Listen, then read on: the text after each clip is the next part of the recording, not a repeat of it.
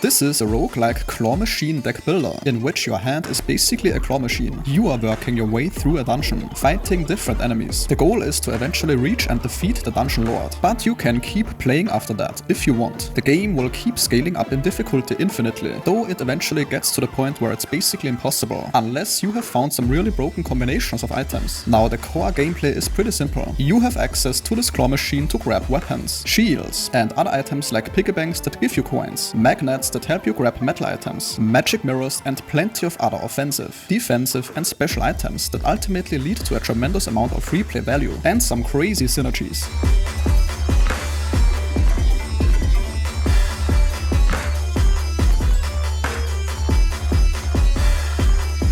When you successfully grab something, it drops into your machine and basically performs its purpose. For example, if it's a sword, it will damage your enemy, a shield will provide you with better defense, and a strength potion will double your strength. As you progress through the dungeon, you are gonna fight various enemies, of which most of them have their own abilities that you have to adapt to. You should balance getting enough defense while also doing enough damage to kill them before they kill you. After fights, you can choose reward cards that are basically perks. Some of them are straight stat buffs, while others change how mechanics work, or even add entirely new effects. Stacking certain perks can lead to some pretty powerful combinations, especially in longer runs. Now, it's worth mentioning that the game does have 4 difficulty modes, so there should be something that works just right for you. Between fights, you will also encounter different rooms and characters. There's a blacksmith to upgrade your items, mystery rooms with random events, and shops to spend gold. You can also find machines that let you gamble for rewards. The biggest strength of the game will likely be the amount of possible builds, and how you can discover unexpected synergies and broken builds, like turning a seemingly worthless weapon into a weapon of mass destruction with the right perks, or creating an impenetrable wall of shields. Since you start fresh each run and items and perks appear randomly, each playthrough leads to different builds. The only thing that seems to carry over between runs are the lucky paws that seem to be permanent unlocks that can modify future runs. The game does have plenty of playable characters as well, each with their own strengths and weaknesses. The game will be an early access release, so there's still more content and features coming, but even in the current state, there's quite a bit to experiment with and a ton of items to discover as you try different builds and strategies, especially with a price tag of just about $10 US. And that sentence concludes today's video. If your time was respected, a like or comment is very much appreciated.